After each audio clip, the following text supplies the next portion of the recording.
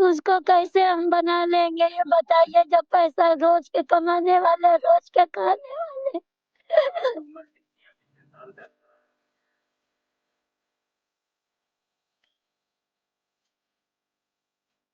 Sir हम इस मकान से नहीं निकलेंगे, चाहे इसी में हमको दबा के मार दिया जाए, गिरा दें हमारे मकान।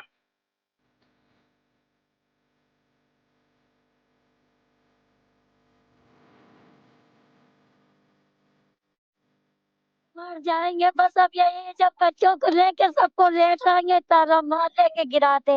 इसके आगे कोई जवाब नहीं है हमारे पास। ना पैसा है ना कौड़ी, रोज का कमाना, रोज का खाना था। 10 दिन रोजमर्रा हो रहा है, कहीं बच्चे काम पे यह नहीं कोई जाते। विकास नहीं, सत्ता की जमीन हथियाने की तरकीब है। जिस जमीन पर न कब्जा वैध है न मुआवजा दिया गया, वहां एलडीए बुलडोजर लेकर खड़ा है। कोर्ट चुप है, कागज अधूरे हैं, मगर निर्माण हटाओ का आदेश पूरी तरीके से तैयार है। ये कार्रवाई नहीं, न्याय से पहले फैसला सुनाने की नाजायज हिम्मत है। और इस पूरे एलडीए कांड की पूरी बनी बनाई व्यवस्था को अदालत ने नाजायज माना है। पर कैमरा देखकर चुप्पी साधे बैठा एलडीए पर्दे के पीछे अपने हर टेबल को कागज में टाइट करने की कवायद पर चुस्त और दुरुस्त है।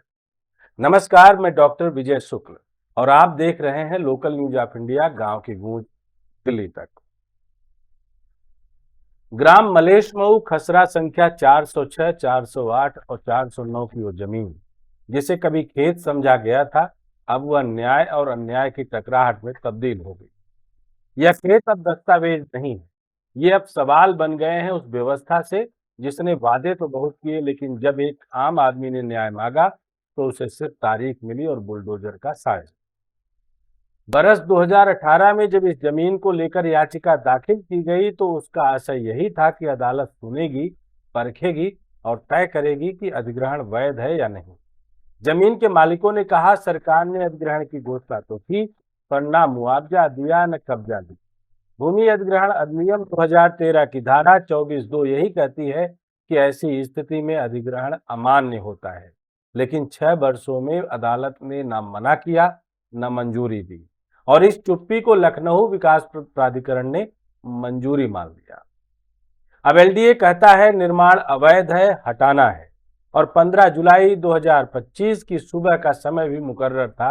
लेकिन सबसे अहम सवाल यही है कि जब जमीन पर कब्जे का कानूनी अधिकार अभी तक अदालत में लंबित है, जब मुआवजा देने का कोई रिकॉर्ड अब तक दाखिल नहीं हुआ है, जब मालिक स्वयं जांच और मूल्यांकन की मांग कर रहा है, तो कार्रवाई का यह एक तरफा फैसला किस आधार पर किया जा रहा है? प्राधिकरण में घूमती फाइलों में यह भी घूम रहा है कि निर्माण का मूल्यांकन होना भी बाकी है। यह अपने भीतर एक असहज सच्चाई समेटे है कि कार्रवाई से पहले बुनियादी जांच भी पूरी नहीं हुई। फिर एलडीए ने कैसे तय कर लिया कि यह निर्माण अवैध है? क्या अब अफसर फील्ड रिपोर्ट के आधार पर कानूनी सच्चाई तय कर देंगे? और अगर यह मान भी लिया जाए कि कोई प्रक्रिया हुई है, तो वह प्रक्रिया न्यायिक आदेश के बिना अंतिम कैसे हो सकती? सबसे दुख की बात यह है कि जो व्यक्ति स्वयं मूल्यांकन चाहता है, जो बार बार कहता है कि आप मेरी जांच कीजिए, उसे ही अब अवैध कब्जेदार कहकर निष्कासित करने की तैयारी की जा रही है। जब कोई नागरिक खुद कह रहा है कि यदि मैं गलत हूं तो मुझे हटाइए, लेकिन पहले प्रक्रिया पूरी करिए, तब प्रशासन का मौन और एलडीए की जल्दबाजी एक गहरी साजिश जैसी लगती है। न्याय को इंतजार है, लेकिन एलडीए को जल्दी है। कोर्ट ने कुछ कहा नहीं, मगर एलडीए ने सब कुछ तय कर लिया। यहां तक कि कौन अधिकारी किस वाहन से मौके पर जाएगा, कब बिजली काटी जाएगी और किस फोर्स को किस गेट से प्रवेश मिलेगा, सब कुछ फाइलों में दर्ज है। नहीं दर्ज है तो बस एक बात, उस आदमी की पुकार जो आज भी अदालत से उम्मीद जगाए हुए बैठा है। मुख्यमंत्री योगी आदित्यनाथ बार बार रामराज की बात करते हैं, लेकिन यह जो कुछ मधुबन में हो रहा है वह राम राज्य नहीं, यह प्राधिकरण राज है। एक ऐसा राज जहां अदालत को प्रतीक्षा करने को कहा जाता है और बुलडोजर को प्रस्थान करने, जहां मुआवजा एक दस्तावेजी औपचारिकता बनकर रह गया है और स्वामित्व की पहचान अब अफसरों की व्याख्या पर निर्भर है। कोई एफआईआर नहीं, कोई अपराध सिद्ध नहीं, कोई नोटिस का निष्कर्ष नहीं, फिर भी कार्रवाई का ऐलान। क्योंकि एलडीए के दफ्तर में मौजूद हर अधिकारी के टेबल से आख्या वाली फाइल बार बार घूम रही है। यह शासन उस चौराहे पर आ गया है जहां सत्य और शक्ति आमने सामने खड़े हैं, और शक्ति यह मानकर चल रही है कि सत्य तब तक चुप रहेगा जब तक कोई उसे बोलने नहीं देगा। लेकिन मलेश मऊ की मिट्टी शायद अब चुप नहीं रहेगी। वो जान चुकी है कि उसकी खामोशी को उसकी हार समझ लिया गया है। वो देख रही है कि अदालत तक जाते जाते उसकी जमीन पर बोर्ड लग चुके हैं, उसकी दीवारों पर नंबर चस्पा हो चुके हैं और उसके सिर पर कानून नहीं, लाठी रख दी गई है। 15 जुलाई की सुबह अगर वही होता है जो एलडीए चाहता, तो यह केवल एक निर्माण गिराने का दिन नहीं होता। यह संविधान के अनुच्छेद 14 और 21 की नींव पर पहली खुली चोट होती, जिसमें बिना सुने, बिना तय किए न्याय से पहले सजा दे दी गई। और तब यह सवाल उठता कि क्या अब देश में वह दिन आ गया है जब अदालतें सिर्फ तारीख देगी और फैसले एलडीए की ऑफिस फाइल से निकलेंगे। ये रपट किसी एक याचिकाकर्ता की तरफ से नहीं, उस हर नागरिक की तरफ से है जो अपने खेत, अपने मकान और अपने अधिकार को लेकर अदालतों के चक्कर काटता है, और फिर भी उसे एक आदेश नहीं, एक नोटिस मिलता है। मलेश मऊ की जमीन अब खेत नहीं रहे, वह अब संघर्ष का प्रतीक बन गए। एक ऐसा संघर्ष जो जमीन बचाने का नहीं, न्याय की उम्मीद को जिंदा रखने का है। सवाल साफ है, हमारा न्याय का मंदिर बड़ा है, यूपी के मुखिया योगी की मुखर धर्म सत्ता की नीतियां बड़ी है, या फिर एलडीए वाले बाबूजी का यह राज? क्या सुप्रीम कोर्ट के दस्तावेजों को, उनके आदेशों को दरकिनार करना उसकी अवमानना नहीं है? क्या कोर्ट में लंबित मामले को गैर जवाबदेही के साथ लटकाकर अवैध कब्जा कार्यक्रम जायज है? क्या अवैध अतिक्रमण करने का एलडीए का यह तरीका हमारे पुलिस बल और आला अधिकारियों का बेजा इस्तेमाल नहीं कर रहा है? इन्हीं सवालों के साथ बड़ा सवाल कि इस पर स्वतः संज्ञान लेगा कौन? सरकार, अदालत, सियासत या समाज? जय हिंद, जय भारत। रखेंगे, लेकिन हर्डल ना क्रिएट करो, लड़ाई झगड़ा नहीं होना। नहीं लड़ाई झगड़ा भाई, जब घर में मान लो कोई रह रहा है, जब हम इसको हटाएंगे तो इनको कहेंगे कि नहीं, इनको कहीं जगह दे दी, जब तक इनको हटाए। तो घर तो मैं किसी का नहीं तोड़ रहा, समझ लो हम ठीक है ना। तो इसलिए शांति से काम होने दो। इसलिए बता रहे कि आप इसमें रह रहे हो, हाँ मैं के लिए भी कह दिया। हाँ रुक जाओ बस, हाँ हाँ बताने की तो समझ नहीं रहा, समझा दिए, फिर समझा दे रहे ना। इसके बाद कोई चीज है, कुछ आपको हेल्प नहीं, ये अधिकारी की बात है, कुछ बात। आप जब हम आपका घर आज जहाँ रह रहे हो तब फिर आप अपनी बात आप ठीक है, इसलिए काम भी हमारा हो जाए, तुम्हारा नुकसान काम भी तो हमारा हो जाए। इसको भी हम नहीं तोड़ेंगे, अब बताओ। हम इसको नहीं तोड़ेंगे, इसको नहीं तोड़ेंगे, हो गया। अब हमको करने दोगे? हम जब कह दिए कि जब हम, मैं यहीं खड़ा हूँ, मैं जा तो नहीं जाऊँ। देखो ये खाली हो जाए, हम लोग बीसी से पास चलेंगे, आप भी आ जाइएगा। जो भी 2-4-6 लोग हैं सर से कहिएगा, सब हम इतने दिन से रह रहे हैं, हमें आप जहाँ पे हम वहीं कर दो, हमारा रास्ता दूसरी तरफ से दे दो, बाकी जमीन आप ले लो। सर बहुत दयालु हैं, कुछ ना कुछ रास्ता निकाल हम करेंगे। मैं साथ में चल के बात करूंगा कि साहब ये लोग वहाँ पर समर्थन किए हैं, इनको कुछ ना कुछ हम लोग व्यवस्था करते हैं, ठीक है। लेकिन कम से कम हमें अपना काम कर दो। जब मैं तुम्हारा घर आज तोड़ने जाऊँ तब आप बताओ, मैं घर तो नहीं तोड़ूंगा, पहले कह दिया कि मैं तुम्हारा घर नहीं तोड़ूंगा, मैं अपना ये कर रहा हूँ। इसके लिए जब बीसी सर से बात हो जाएगी, आप लोग अपनी बात रख देना, समय देंगे, बीसी सर मान लेंगे, ठीक है। इसलिए टेंशन मत लो। अरे आप कल आओ मेरे पास, क्या दिक्कत है? मैं आज करके जाऊंगा, शाम को रिपोर्ट दूंगा कि सर वहाँ खाली कर दिया, इतने लोग रह रहे हैं, इनकी समस्या जिन्होंने रहने घर नहीं है, इनका आप निर्णय लीजिए कुछ ना कुछ। आप लोग आके कल मिल लेना बीसी सर से, हम रहेंगे साथ में, नायब साहब रहेंगे, सब लोग रहेंगे। वहाँ के जो प्रधान हैं चल कर नहीं बातें बाहर।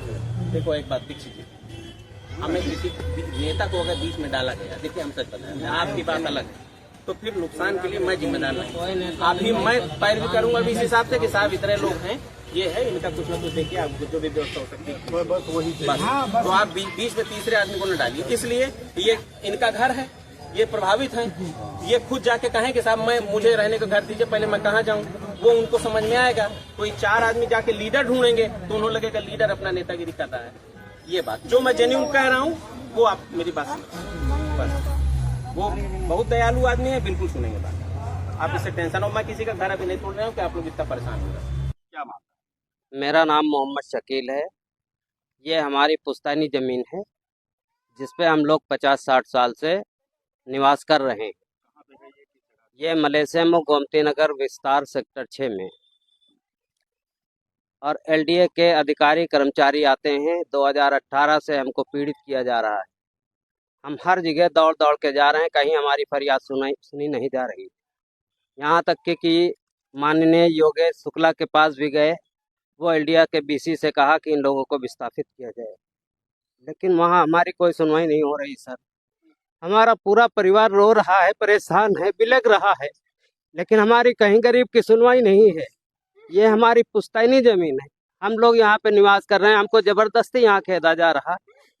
पिछले महीने 15 तारीख को आए और जबरदस्ती हमारा आगे का मकान तोड़ दिया। उसके बाद 11 तारीख को आए, फिर यहाँ के हमारे गांव के वो जो है पार्षद वगैरह सब लोगों ने मिलकर विरोध किया, रुकवाया किसी तरीके। फिर ये जो है हम लोगों को बोल के गए कि अगर 18 तारीख तक ये मकान खाली नहीं करते हो तो आकर के सामान के साथ पूरा ध्वस्त कर दिया जाएगा और तुम लोगों को यहाँ से खदेड़ दिया जाएगा और कुछ नहीं दिया जाएगा, ना प्लाट मिलेगा ना मुआवजा मिलेगा। आप लोग को जहाँ जाना है जाइए। हम सुप्रीम कोर्ट तक गए, वहाँ से भी हमें कोई रिलीफ नहीं मिला। सर, अब आप ही लोगों से गुजारिश है कि हमारी मदद करें और हमको न्याय दिलाया जाए। सर, देख लीजिए हमारे बच्चे और सब परेशान हैं, भाई बीवी सब परेशान हैं। हम कहाँ जाएं गरीब आदमी? हमारे पास इस जमीन के सिवा कोई ठिकाना नहीं है, हम लोग कहाँ जाएं? सर, हम लोग यहाँ पे 50-60 साल से रह रहे हैं। हमारे अब्बू वगैरह बनाए थे मकान जिस पे हम लोग रह रहे हैं, और हमारे पास बिजली का बिल वगैरह भी 98 का कनेक्शन है हमारा। हम लोग यहाँ पे रह रहे हैं और जमीन हम लोगों के नाम है, सारे भाइयों के नाम है।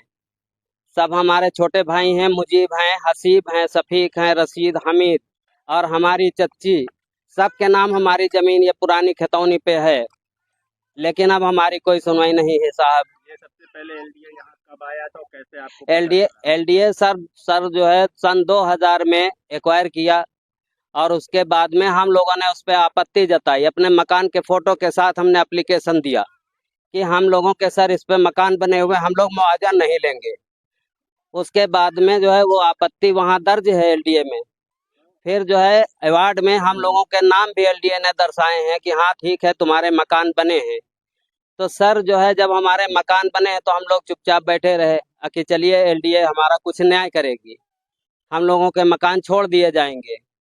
उसके बाद में 2018 में आकर के पूरी टीम जो है अधिकारी और कर्मचारियों के साथ, पुलिस बल के साथ आकर के खड़ी हुई। हमारे खाली जमीन पे जबरदस्ती कब्जा कर लिया एक प्लाट का। हम लोग विरोध किए तो हम लोगों को पकड़ के पुलिस की गाड़ी में बैठा लिया गया कि तुम लोगों को जेल भेज देंगे। फिर हम लोग 2018 में कोर्ट गए, कोर्ट से कोई रिलीफ नहीं मिला।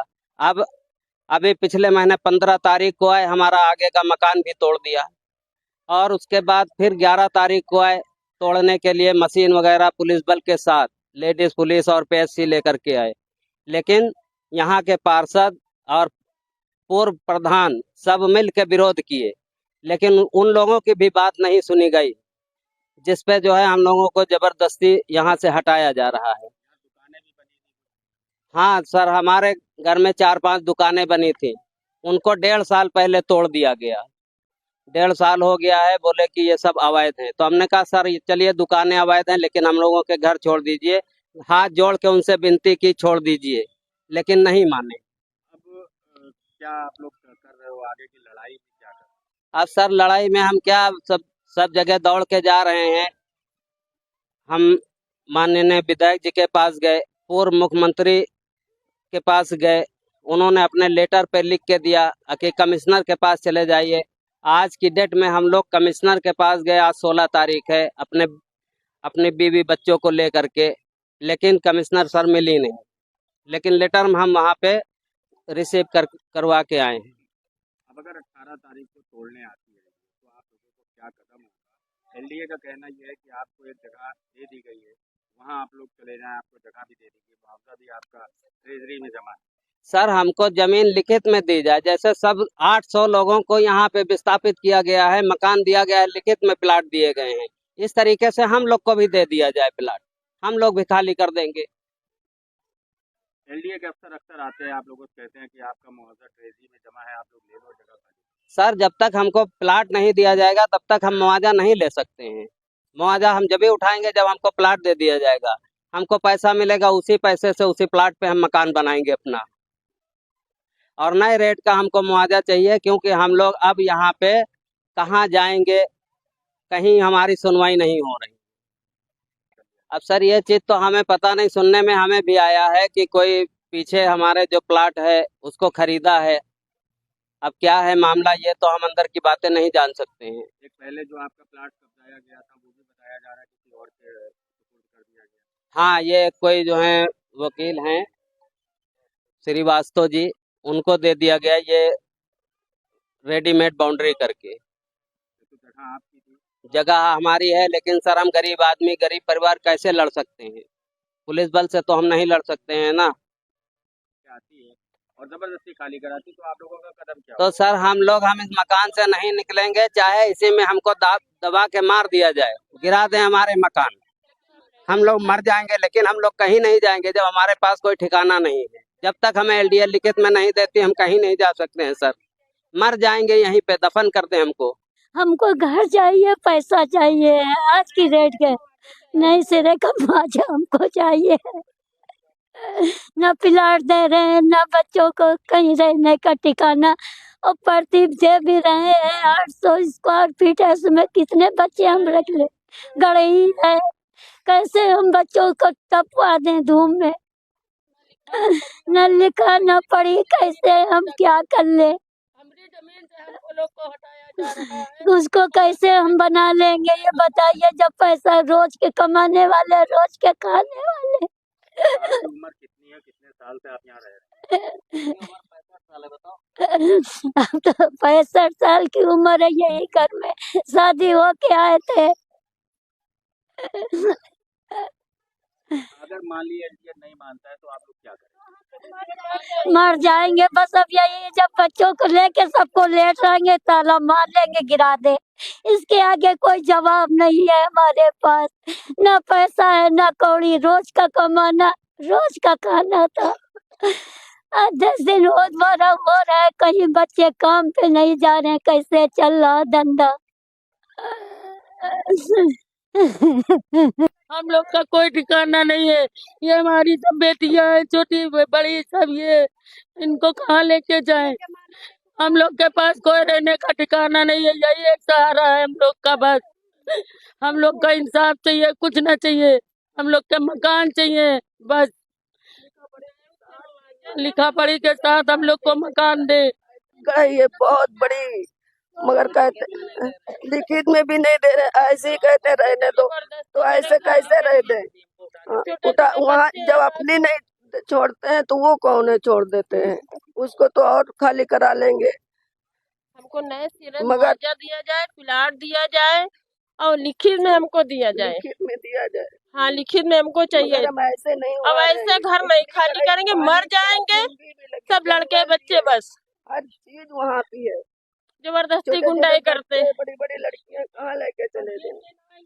हम लोग इसी में अपनी जान दे देंगे।